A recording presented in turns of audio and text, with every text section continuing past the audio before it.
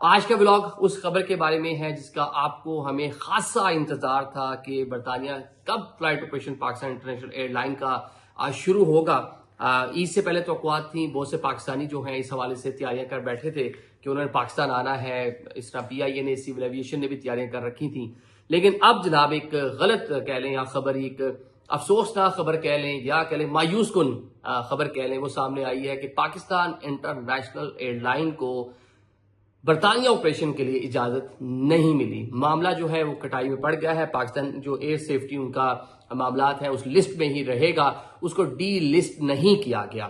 یہ ذرائع سے خبریں آ رہی ہیں، لیکن تاحال پاکستان انٹرنیشنل ایئر لائن کو، سول ایویشن اتھارٹی کو باقاعدہ باضابطہ طور پر کوئی آگاہ نہیں کیا گیا۔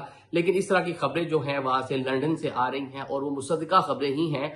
شاید کل صبح تک یا آئندہ کچھ گھنٹوں تک باقاعدہ طور پر پاکستان گورنمنٹ کو، سول ایویشن اتھارٹی کو اس حوالے سے آگاہ بھی کر دیا جائے گا۔